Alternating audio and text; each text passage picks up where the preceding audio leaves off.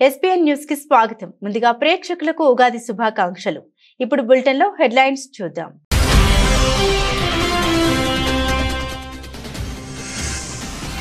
Myanmar Thailand ను వణికించిన పెను భూకంపం 334 అణుబాంబుల విధ్వంసానికి సమానం. విస్తుపోయే విషయాలు తెలిపిన స్థానిక భూ విజ్ఞాన శాస్త్రవేత్త జెస్ ఫినిక్స్.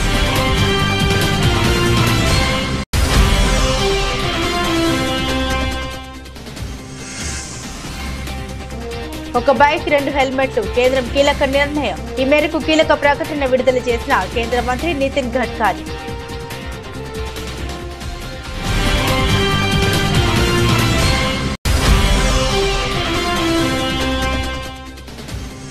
రవీంద్ర భారతిలో శ్రీ విశ్వవసు నామ సంవత్సర ఉగాది వేడుకలు. ముఖ్య అతిథులుగా హాజరైన ముఖ్యమంత్రి రేవంత్ రెడ్డి, ఉప ముఖ్యమంత్రి భట్టి విక్రమార్క.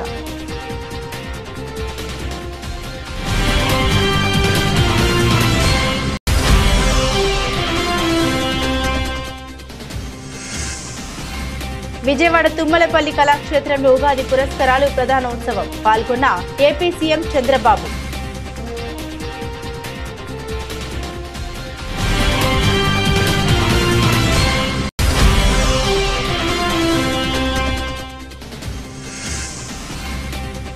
దేశాన్ని విభజించే కుట్ర చేస్తున్నారు.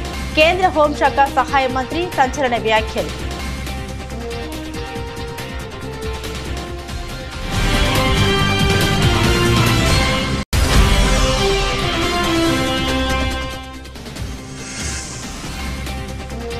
తెలంగాణ భవన్లో ఉగాది వేడుకలు. హాజరైన BRS working president KTR.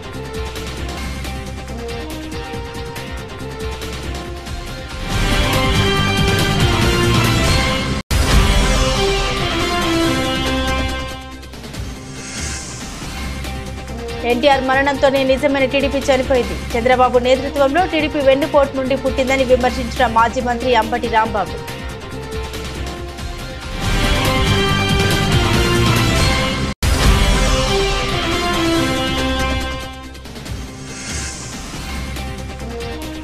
Mumbai Indians ఘోర ఓటమి. 36 రన్స్ తేడాతో ముంబైని ఓడించిన గుజరాత్.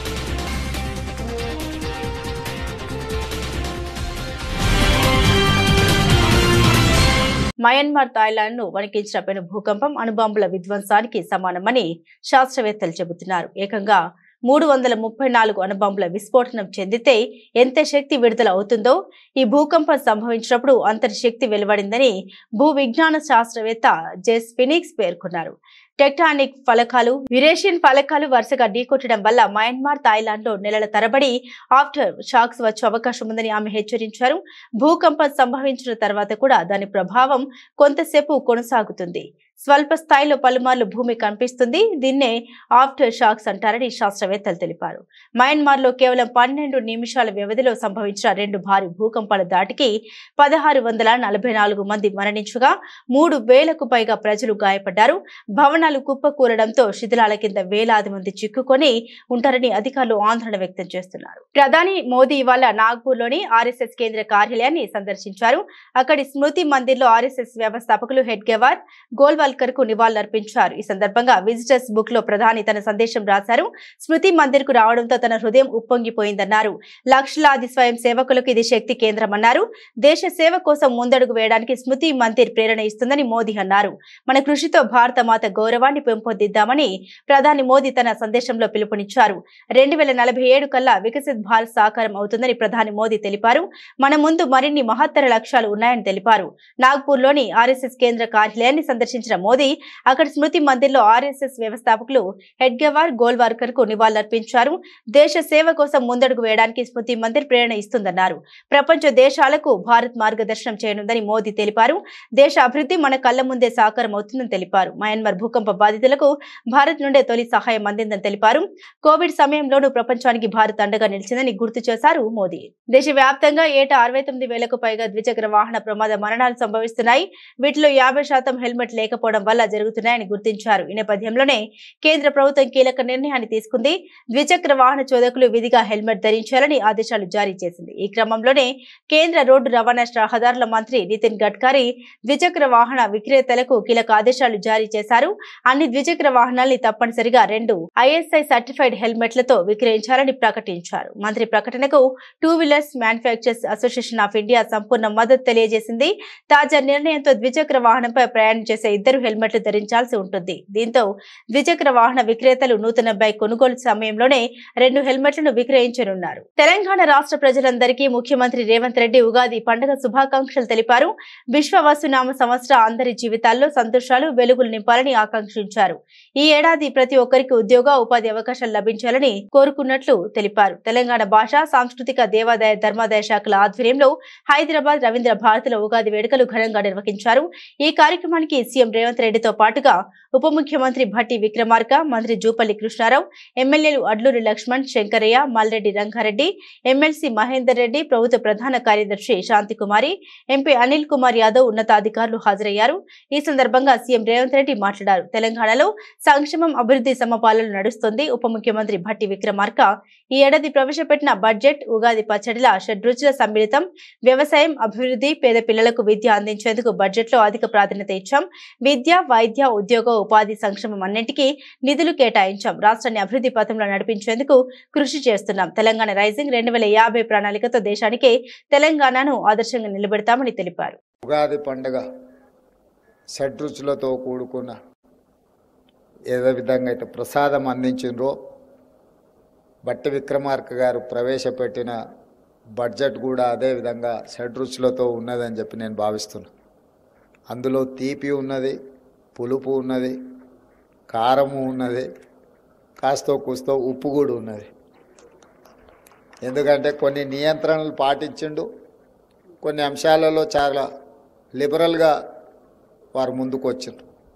యువత ఉద్యోగ ఉపాధి అవకాశాలు కల్పించడంలో కానీ, రైతులు పండించిన పంటకు సంపూర్ణ సహకారాన్ని అందించి గిట్టుబాటు ధరలు ఇచ్చి పంటలని, వ్యవసాయాన్ని ప్రోత్సహించాలని, అదేవిధంగా పేదలకు వైద్యాన్ని అందించాలని, నిరుపేదలకు విద్యను అందుబాటులోకి తీసుకురావాలని వారి బడ్జెట్లో విద్యా, వైద్యానికి, వ్యవసాయానికి, పరిశ్రమలకు, ఉద్యోగ ఉపాధి అవకాశాల కల్పన కోసం అత్యధికంగా వారు నిధులను కేటాయించడం జరిగింది.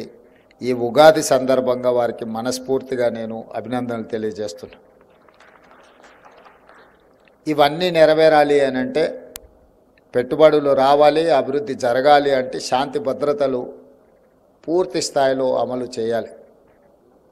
తప్పకుండా రాష్ట్ర ప్రభుత్వం, మా ప్రభుత్వ యంత్రాంగం తెలంగాణ రాష్ట్రంలో ఏ మూలనైనా చీమ చిటుక్కుమన్న అసాంఘిక శక్తులు ఎలాంటి ఒడిదుడుకులను, ఎలాంటి ఇబ్బందులను కల్పించాలనే ప్రయత్నం చేస్తే వాళ్ళ పట్ల కఠినంగా వ్యవహరించాలని ప్రభుత్వం నిర్ణయం తీసుకున్న మా దిశగా నిరంతరం పర్యవేక్షణ జరుగుతూనే ఉంది. ఈరోజు పాలన పరంగా ప్రభుత్వపరమైన నిర్ణయాలు, ప్రజల సంక్షేమం కోసం, తెలంగాణ రాష్ట్ర అభివృద్ధి కోసం నిరంతరం మేము శ్రమిస్తూనే ఉంటాం.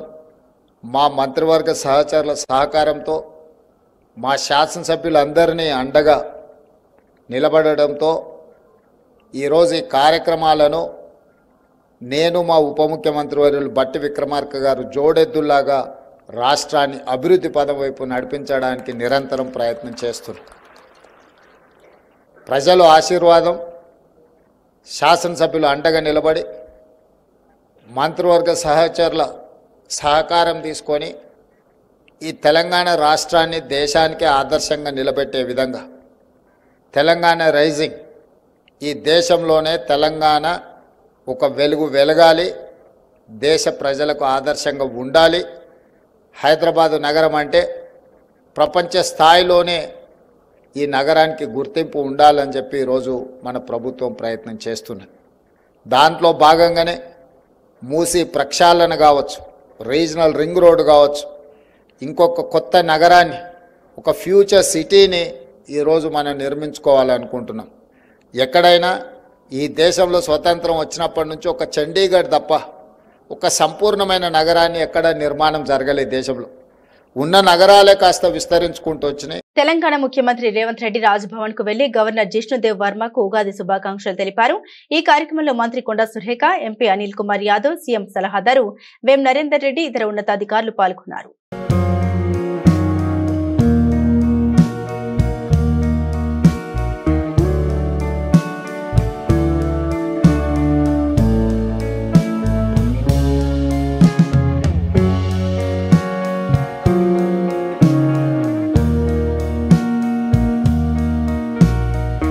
ఆంధ్రప్రదేశ్ రాష్ట్ర ప్రజలకు దేవుడు మంచి భవిష్యత్తు ఇవ్వాలని కోరుకుంటున్నట్లు ముఖ్యమంత్రి చంద్రబాబు నాయుడు తెలిపారు. విజయవాడ తుమ్మలపల్లి కళాక్షేత్రంలో నిర్వహించిన ఉగాది పురస్కారాలు ప్రధానోత్సవంలో చంద్రబాబు పాల్గొన్నారు. ఈ సందర్భంగా సీఎం చంద్రబాబు మాట్లాడారు. ఆంధ్రప్రదేశ్ ప్రజలే ముందు అనే నినాదంతో ఏపీ ప్రభుత్వం ముందుకెళ్తుంది. సంక్షేమం, అభివృద్ధి, సుపరిపాలన సమన్వయం చేస్తున్నామన్నారు. కాగా ప్రసంగం అనంతరం సమాజంలో విశిష్ట సేవలు అందించిన 202 మందికి సీఎం చంద్రబాబు ఉగాది పురస్కారాలు అందించారు. వీరిలో 86 మందికి కళారత్న, 116 మందికి ఉగాది అవార్డులు అందించారు. జర్నలిజంలో 9 మందికి కళారత్న అవార్డులు దక్కాయి. కలగలిపి వసంతకాలంలో ఇచ్చేటువంటి ప్రసాదం స్వామివారికి ముందుగా నివేదనం చేసి దాన్ని ప్రసాదంగా అందంగా మనం సేవించే తదుపరి కార్యక్రమాన్ని ప్రారంభించుకుంటాం కనుక శ్రీ విశ్వావసునామ సంవత్సరం తెలుగు నూతన సంవత్సరం. ఈరోజు మనం అందరం కూడా జనవరి 1 జరుపుకుంటున్నాం. అది ఇంగ్లీషు. కానీ మన సాంప్రదాయాలను మనం మర్చిపోవడం లేదు. జనవరి 1 ఎంత ఇంపార్టెంటో న్యూ ఇయర్ కింద ఉగాది కూడా దానికంటే ఎక్కువ ప్రాముఖ్యత ఉంది. ఈరోజు మన సాంప్రదాయం చాలా గొప్పది. జనవరి 1కి మనం హ్యాపీ న్యూ ఇయర్ చెప్పుకుంటాం. తెలుగు నూతన సంవత్సరం రోజున మీరు చూస్తే మన సాంప్రదాయాలన్నీ ఉట్టిపడే విధంగా ఉగాది పచ్చడితో ప్రారంభిస్తాం. ఇప్పుడు కూడా మనందరం ఉగాది పచ్చడి తిన్నాం. దీంతో మనం మెంటల్గా ప్రిపేర్ అయిపోతున్నాం. కష్టాలుంటాయి, సుఖాలుంటాయి, అదృష్టాలు కలిసి వస్తాయి, సమ్టైమ్స్ దురదృష్టం కూడా వెంటాడుతుంది. అన్నింటినీ తట్టుకుని నిలబడడం చాలా అవసరమని మనకు మన పెద్దల నుంచి వచ్చినటువంటి వారసత్వ సంపద ఇది. అది వచ్చినప్పుడు చాలామంది కూడా దాన్ని ధైర్యంగా ఎదుర్కొనే శక్తి వస్తుంది. వేరే వాళ్లకు లేనటువంటి ఒక సంపన్నమైన వారసత్వం ఇదని చెప్పి కూడా నేను మీకు తెలియజేస్తున్నా. ఈ సందర్భంగా మన రాష్ట్రంలో, మన దేశంలో, విదేశాల్లో ఉండే తెలుగు వారందరికీ మీ అందరి తరపున ఉగాది శుభాకాంక్షలు తెలియజేస్తున్నా. ఈ ఉగాది ప్రతి ఒక్కరి జీవితాల్లో ఒక నూతనమైనటువంటి ఉత్సాహాన్ని కాకుండా ఒక మంచి భవిష్యత్తును ఇవ్వాల్సిందిగా భగవంతుని ప్రార్థిస్తున్నా. కేంద్ర హోంశాఖ సహాయ మంత్రి బీజేపీ కీలక నేత బండి సంజయ్ సంచలన వ్యాఖ్యల్ని చేశారు. దేశ విభజనకు కుట్ర జరుగుతుందని ఆరోపించారు. ఉగాది పండుగ సందర్భంగా ఆదివారం నాడు కరీంనగర్ లో ఏర్పాటు చేసిన మీడియా సమావేశంలో బండి సంజయ్ మాట్లాడారు. కాంగ్రెస్, బీఆర్ఎస్ పార్టీలపై విమర్శలు చేశారు. ఈ రెండు పార్టీలు దేశ విభజనకు కుట్ర చేస్తున్నాయంటూ సంచలన ఆరోపణ చేశారు. అంతేకాక రాబోయే రోజుల్లో తెలంగాణలో అధికారంలోకి వచ్చేది బీజేపీని అని బండి సంజయ్ స్పష్టం చేశారు. దక్షిణాది రాష్ట్రాల పేరుతో రెచ్చగొట్టే ప్రయత్నాలు చేస్తున్నారు. దేశ విభజనకు కుట్ర చేస్తున్నారు. కాంగ్రెస్, బీఆర్ఎస్ పార్టీ దేశద్రోహ వ్యాఖ్యలు చేస్తున్నాయి. ఇప్పటికే కాంగ్రెస్ పార్టీ మతం పేరుతో దేశాన్ని విభజించింది. ఇప్పుడు దక్షిణాది రాష్ట్రాల పేరుతో దేశ విభజనకు కుట్ర చేస్తుంది. వీళ్ళను రాళ్లతో కొట్టాలని బండి సంజయ్ అన్నారు. ఇప్పటికే మతం పేరుతో ఇదే కాంగ్రెస్ పార్టీ సహకారం వల్ల దేశం విడియాలా, 3 ముక్కలే తీయాలా. ఈ దేశం పరిస్థితి ఇవాళ, ఈ దేశంలో అరాచకాలు చేసేది ఎవరు? భాషా పేరుతోని, ప్రాంతం పేరుతోని ఇవాళ మన దేశాన్ని విభజించే ప్రయత్నం ఇలా ఈ కూటమి చేస్తున్నది. ఇవాళ దేశాన్ని విభజిస్తారా? ఇంత ఘోరమా? ఇంత ఘోరమైన వ్యాఖ్యలా? కానీ చెన్నై వేరు, ఎవరు వేరు? బీఆర్ఎస్ కాంగ్రెస్ కలిపే వేరు. ఇప్పుడు ఇక్కడ మీటింగ్ పెడతారు. నెక్స్ట్ మీటింగ్ ఇక్కడ ఎవరు పెడతారు? బీఆర్ఎస్ పార్టీ, కాంగ్రెస్ పార్టీ కలిసే ప్లాన్ చేస్తున్నారు. మీటింగ్ ఏ హాల్లో పెట్టాలి, ఎవరెవరు పిలవాలి, ఎట్లా భోజనాలు పెట్టాలి, వెజ్ పెట్టుడా, నాన్ వెజ్ పెట్టుడా, ఎవరు వెళ్దాం, ఎట్లా వెళ్దాం, ఏర్పాట్లు ఎట్లా చేద్దామని చెప్పి బీఆర్ఎస్ పార్టీ కాంగ్రెస్ పార్టీ కలిసే ఆ సమావేశానికి ఏర్పాట్లు చేస్తున్నది. వీళ్ళిద్దరు ఒకటే కాదా? బీఆర్ఎస్ పార్టీ మీద ఇంతవరకు కేసు పెట్టలే. ఎందుకు పెట్టలే? ఇద్దరు ఒకటే. మొన్న ఎక్కడ జరిగిన ఎమ్మెల్సీ ఎన్నికల్లో ఇద్దరు కలిసి పనిచేసినారు. వీళ్ళ పోటీ వాళ్ళు పెట్టలే, వాళ్ళ పోటీ వీళ్ళు పెట్టలే, కలిసి పనిచేసారు. ప్రజలు గుర్తించి కాబట్టి మీరు ఇద్దరు ఒకటే గుర్తించి కాబట్టి మీకు గుణపడని చెప్పారు. ఇప్పుడు మాకు అంతెందుకన్నా మళ్ళీ ఇప్పుడు Hyderabad local body MLC election ఉన్నది. ఎంఏఎం పార్టీని గెలిపేయడానికి కాంగ్రెస్ పార్టీ ఎన్నికలో అభ్యర్థిని పెడతలేదు. రేపో మాపో అధికారికంగా ప్రకటించే ప్రయత్నం చేస్తున్నది. ఎంఏఎం పార్టీని గెలిపించడానికి బీఆర్ఎస్ పార్టీ కూడా వాళ్ళ ఓటు దానిలో ఎవరుంటారు? కార్పొరేటర్లు, జిహెచ్ఎంసీ సంబంధించి ఎమ్మెల్సీలు, ఎమ్మెల్యేలు ఉంటారు. బీఆర్ఎస్ పార్టీ కూడా క్రాస్ ఓటింగ్ అవుతుందని చెప్పి భయపడి బీఆర్ఎస్ పార్టీ కూడా ఎంఏఎం పార్టీకి కాంగ్రెస్ పార్టీకి అనుకూలంగా అభ్యర్థిని పెట్టే ప్రయత్నం చేస్తలేరు. కాబట్టి 3 పార్టీలు ఒకటే, కాంగ్రెస్, బీఆర్ఎస్, ఎంఏఎం 3 కలిసి హైదరాబాద్ లోకల్ బాడీ ఎమ్మెల్సీ ఎన్నికలో పనిచేస్తున్నాయి. ఎంఏఎం పార్టీని గెలిపించడానికి 3 పార్టీలు ఒక్కటైనాయి. ఇప్పుడు ముగ్గురు ఒక్కటా కాదా? బీఆర్ఎస్ కాంగ్రెస్ ఒక్కటా కాదా? ఒక్కసారి 3 సార్లు ఇప్పుడే చెప్తున్నాను. చెన్నైలో సమావేశానికి ఇద్దరు కలిసిపోయారు. ఒకటి, బీఆర్ఎస్ పార్టీ మీద కేసులు పెడతలేరు, ఇద్దరు ఒకటైనరు. 2, మొన్న ఎమ్మెల్సీ ఎన్నికల్లో ఇద్దరు కలిసి పనిచేసారు. మాజీ ముఖ్యమంత్రి వైఎస్ఆర్ కాంగ్రెస్ పార్టీ అధినేత వైఎస్ జగన్మోహన్ రెడ్డి ఉగాది పర్వదినం సందర్భంగా తెలుగు ప్రజలందరికీ శుభాకాంక్షలు తెలియజేశారు. ఈ మేరకు ఆయన ఒక ట్వీట్ ద్వారా శుభాకాంక్షలు తెలిపారు. ప్రపంచ వ్యాప్తంగా ఉన్న తెలుగు వారందరికీ శ్రీ విశ్వవసు నామ సంవత్సర ఉగాది శుభాకాంక్షలని ఆయన పేర్కొన్నారు. ఈ సంవత్సరం ప్రజలందరూ ఆయుర ఆరోగ్యాలతో సుఖ సంతోషాలతో ఉండాలని ఆ దేవుడిని ప్రార్థిస్తూ ప్రతి ఒక్కరూ తమ కుటుంబ సభ్యులతో కలిసి ఉగాది పండుగను ఘనంగా జరుపుకోవాలని ఆయన మనస్ఫూర్తిగా ఆకాంక్షించారు. తెలంగాణ భవన్ లో ఉగాది వేడుకలు ఘనంగా నిర్వహిస్తున్నారు. వేడుకలకు బీఆర్ఎస్ వర్కింగ్ ప్రెసిడెంట్ కేటీఆర్ హాజరయ్యారు. ఈ సందర్భంగా వేద పండితులు పంచాంగ శ్రవణం చేస్తున్నారు. ఈ కార్యక్రమంలో MP K R Suresh Reddy, MLC Madhusudhanachari, మాజీ ఎమ్మెల్యేలు శ్రీనివాస్ గౌడ్, పువ్వాడ అజయ్, బొల్లం మల్లయ్య యాదవ్, పార్టీ నేతలు పాల్గొన్నారు.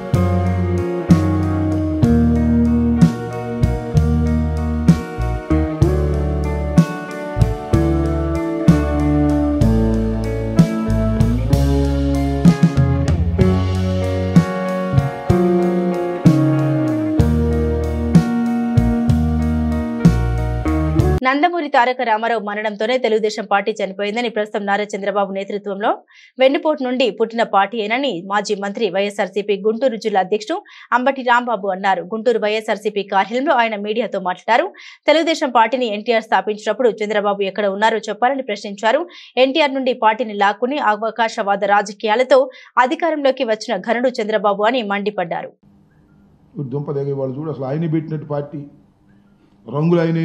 నిర్ణయించినట్టు, గుర్తులైన నిర్ణయించినట్టు, ఆవేశంగా పెట్టినటువంటి పార్టీ అని ఏవేంటో ఇష్టం వచ్చినట్టు కథలు చెప్పేటటువంటి ప్రయత్నం చేస్తున్నారు. వినేవాళ్ళు అమాయకుడైతే చెప్పేవాడు ఏదైనా చెబుతాడంటానికి ఇదొక మంచి ఉదాహరణని కూడా మనవి చేస్తున్నాం. ఇవాళ మాట్లాడినటువంటి మాటలు చూస్తే సరే 43వ ఆవిర్భావ దినోత్సవం, తెలుగుదేశం పార్టీ, అసలు తెలుగుదేశం పార్టీ ఎప్పుడూ చచ్చిపోయింది. ఎన్టీ రామారావు గారి మరణంతోనే అసలైన తెలుగుదేశం పార్టీ చచ్చిపోయింది. ఈ పార్టీ వెన్నుపోటు పొడిచి వచ్చినటువంటి పార్టీ, పెద్ద మోసపూరితమైనటువంటి పార్టీ. ఈ జెండా గురించి చెప్తున్నాడు చంద్రబాబు నాయుడు గారు, పేదల కోసం పోరాడే జెండా.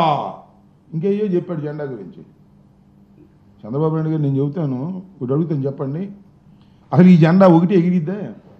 ఒక్కటే సింగిల్గా పెట్టి ఎగిరిద్దా? ఎగరదు. దాని పక్కన ఎర్ర జెండానో, దాని పక్కన ఇంకొక కలర్ జెండానో, కాంగ్రెస్ జెండా ఉన్ని దుంప దగ్గర చివరి కాంగ్రెస్ జెండా కూడా ఈ జెండా పక్కన కట్టావే.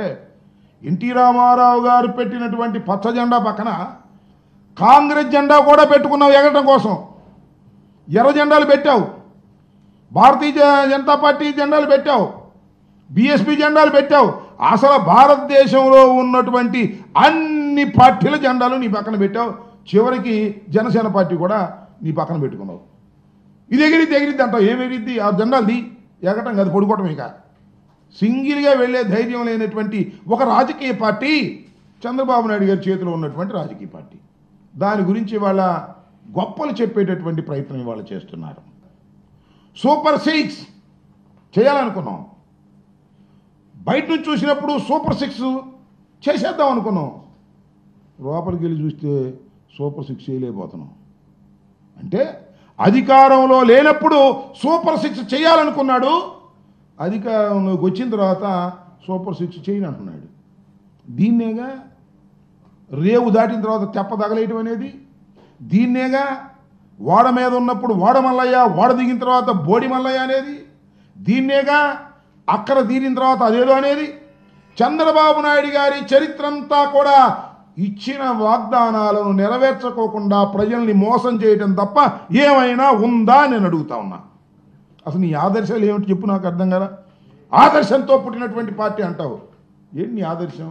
ఊసలు వెళ్ళి ఆదర్శం, ఎవరితో అయినా జత కడతావు, ఎవరితో అయినా వెళ్ళిపోతావు, ఏ ఘాతుకానికైనా పాల్పడతావు. అధికారమే పరమావధిగా ఇవాళ ఎన్టీ రామారావు గారు పెట్టినటువంటి రాజకీయ పార్టీని నడుపుతున్నటువంటి వ్యక్తి నారా చంద్రబాబు నాయుడు. అధికారం ఇంకేం అవసరంలా. ఉగాది పర్వదినం సందర్భంగా విజయనగరం ఎంపీ కలిశెట్టి అప్పలనాయుడు తన వ్యవసాయ క్షేత్రంలో ఏరువాక సేద్యం చేపట్టారు. ఉదయం 6 గంటలకు శ్రీకాకుళం జిల్లా రణస్థలం మండలం విఎన్పురంలోని తన వ్యవసాయ క్షేత్రానికి చేరుకున్న ఎంపీ ఎద్దులు నాగలిని పూజించారు. అనంతరం నాగలితో భూమిని దున్నారు. అనంతరం మీడియాతో మాట్లాడారు. రాష్ట్ర ప్రజలకు ఉగాది శుభాకాంక్షల్ని తెలియపరిచారు. పార్లమెంట్ సభ్యుడిగా తొలిసారి ఏరువాక నిర్వహించడం ఆనందంగా ఉందని ఆయన తెలిపారు. రాష్ట్రంలోని రైతులు ప్రజలందరూ సంతోషంగా ఉండాలని ఆకాంక్షించారు. రైతు కుటుంబాల సంక్షేమం కోసం ప్రధాని మోదీ, సీఎం చంద్రబాబు మంచి పథకాలు తీసుకొస్తున్నారని ఎంపీ కలిశెట్టి అప్పలనాయుడు పేర్కొన్నారు. ఉగాది సందర్భంగా తెల్లవారుజామున మా పండితులు ఏరువాక కార్యక్రమానికి తెల్లవారుజామున ముహూర్తం పెట్టారు. రణస్థలం మండలం వియ్యనపురం స్వగ్రామంలో ఈరోజు వ్యవసాయ క్షేత్రానికి వచ్చి ఏరువాక కార్యక్రమంలో పాల్గొనడం జరిగింది. తెల్లవారుజామున ముహూర్తం తర్వాత ఈరోజు రైతులకి పాడి పంటలు రావాలని, అన్ని రంగాల అభివృద్ధి చెందాలని, అలాగే తెలుగు ప్రజలకు కూడా అందరూ ఆరోగ్యాలతో ఉండాలి, ఆనందంతో ఉండాలని కోరుకుంటూ ఈరోజు ఏరువాక కార్యక్రమం మా తల్లిదండ్రులు ఇచ్చిన ఈ సంపదలోనే ఈరోజు కార్యక్రమం వ్యవసాయక్షేత్రం చేశాం. రైతు బిడ్డగా గతంలో చేశాను, ఇప్పుడు మెంబర్ ఆఫ్ పార్లమెంట్గా తొలిసారిగా వ్యవసాయ క్షేత్రంలో ఇక్కడ నేను ఏరువాక కార్యక్రమం పాల్గొనడం చాలా ఆనందంగా ఉంది, చాలా సంతోషంగా ఉంది. మనస్ఫూర్తిగా అలాగే భారతీయులందరూ కూడా ఉగాది శుభాకాంక్షలు తెలియజేసుకుంటూ ఆరోగ్యాలతో, ఆనందంతో, సుఖ సంతోషాలతో ఏడాది కొనసాగించాలని, మీ సహాయ సహకారాలు పరిపూర్ణంగా గతంలాగా ఉండాలని, అలాగే మనం అందరం కూడా కలిసి మన ఆంధ్రప్రదేశ్కి అభివృద్ధి పదంలో నడిపించాలని మనస్ఫూర్తిగా కోరుకుంటూ థ్యాంక్ యూ. హైదరాబాద్ లోని గచ్చిబౌలిలో ఉన్న హైదరాబాద్ సెంట్రల్ యూనివర్సిటీలో సాయంత్రం ఉద్రిక్త పరిస్థితులు నెలకొన్నాయి. విశ్వవిద్యాలయం భూములను అక్రమంగా వేలం వేస్తున్నారని, దీన్ని నిలిపివేయాలని పలు విద్యార్థి సంఘాలు ఆందోళన చేపట్టాయి. అక్రమ వేలం పాటను వెంటనే ఆపివేయాలని నినాదాలు చేశారు. నిరసన చేస్తున్న విద్యార్థుల్ని పోలీసులు అడ్డుకోవడంతో ఉద్రిక్తత చోటు చేసుకుంది. ఈ క్రమంలోనే ఇరు వర్గాల మధ్య వాగ్వివాదం, తోపులాట చోటు చేసుకున్నాయి. పోలీసుల వైఖరిని నిరసిస్తూ విద్యార్థులు పోలీసులు గో బ్యాక్ అంటూ నినాదాలు చేపట్టారు. ఈ తోపులాటలో పలువురు విద్యార్థులకు గాయాలయ్యాయి.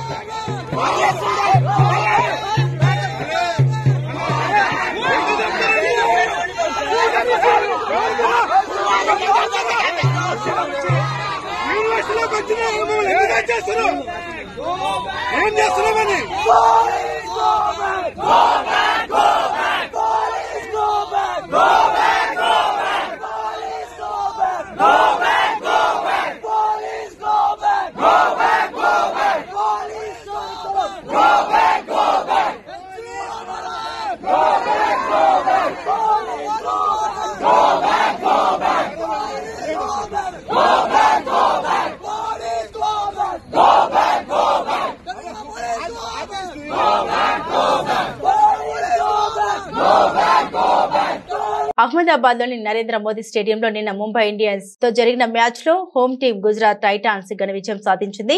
36 పరుగుల తేడాతో ముంబైని మట్టి కరిపించింది. గుజరాత్ నిర్దేశించిన 197 పరుగుల లక్ష్య ఛేదనలో ముంబై నిర్ణీత 20 ఓవర్లలో 160 రన్స్ కే పరిమితమైంది. ఈ విజయంతో జీటీ పాయింట్ల పట్టికలో ఖాతా తెరిచింది. మొదటి బ్యాటింగ్ చేసిన గుజరాత్ టైటాన్స్ 8 వికెట్లకు 196 పరుగుల భారీ స్కోర్ చేసింది. Sai Sudharsan 63, captain Shubman Gill 38, Jos Buttler 39 పరుగులు చేశారు.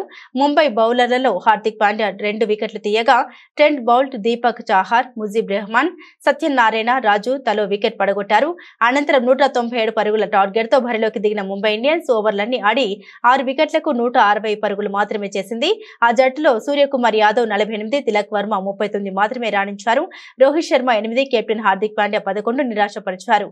గుజరాత్ బౌలర్లలో మహమ్మద్ సిరాజ్, ప్రసిద్ధి కృష్ణ చెరో 2 వికెట్లు తీశారు. గుజరాత్ కి ఈ సీజన్ లో ఇదే తొలి విజయం. అటు ముంబై ఆడిన 2 మ్యాచ్లను పరాజయం పొందడం గమనార్హం. బంగారం ధరను అంతర్జాతీయ మార్కెట్లు సహా వివిధ అంశాలు ప్రభావితం చేసే సంగతి అందరికీ తెలిసిందే. కొన్ని రోజులుగా వరుసగా పెరుగుతూ వస్తున్న పసిడి ధర ఇవాళ స్వల్ప తేడాతో యథావిధిగా కొనసాగుతుంది. ఆదివారం ఉదయం 6:30 సమయానికి bullions.co.in ప్రకారం దేశ రాజధాని ఢిల్లీలో 22 క్యారెట్ల 10 గ్రాముల బంగారం ధర 81,583 రూపాయలు ఉండగా 24 క్యారెట్ల తులం పసిడి రేటు 89,000కు చేరింది. అలాగే దేశ ఆర్థిక రాజధాని ముంబైలో 22 క్యారెట్ల 10 గ్రాముల బంగారం ధర 81,730 కాగా 24 క్యారెట్ల తులం బంగారం రేటు 89,160గా ఉంది. ఇక తెలుగు రాష్ట్రాల్లోని ధరలో పెద్దగా మార్పులేమీ లేవు. హైదరాబాద్, విజయవాడ, విశాఖపట్నం నగరాల్లో 22 క్యారెట్ల 10 గ్రాముల పసిడి ధర 81,858 ఉండగా 24 క్యారెట్ల తులం పసిడి రేటు 89,300 వద్ద కొనసాగుతుంది. వార్తలు ముగించే ముందు హెడ్లైన్స్ మరోసారి.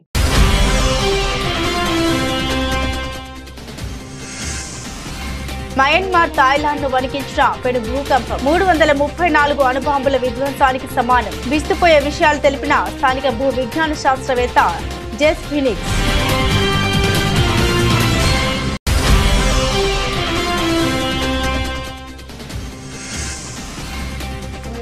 ఒక బైక్ 2 హెల్మెట్లు, కేంద్రం కీలక నిర్ణయం. ఈ మేరకు కీలక ప్రకటన విడుదల చేసిన కేంద్ర మంత్రి నితిన్ గడ్కరీ.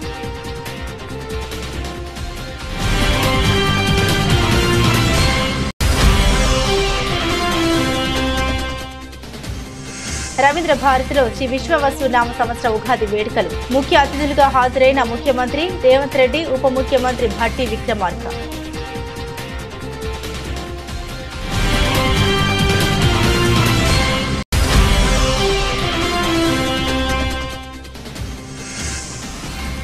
విజయవాడ తుమ్మలపల్లి కళాక్షేత్రంలో ఉగాది పురస్కారాలు ప్రధానోత్సవం. పాల్గొన్న ఏపీ సీఎం చంద్రబాబు.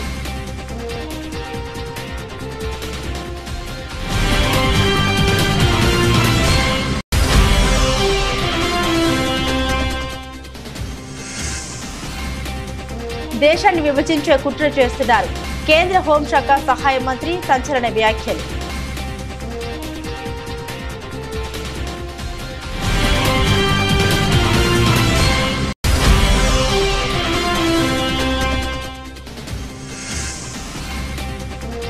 తెలంగాణ భవన్లో ఉగాది వేడుకలు. హాజరైన BRS working president KTR.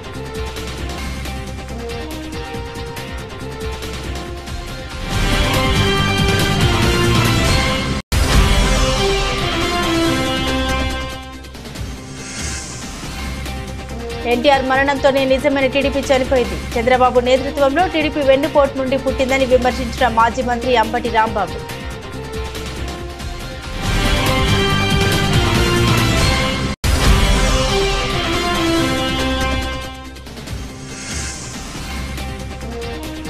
Mumbai Indians ఘోర ఓటమి. 36 రన్స్ తేడాతో ముంబైని ఓడించిన గుజరాత్.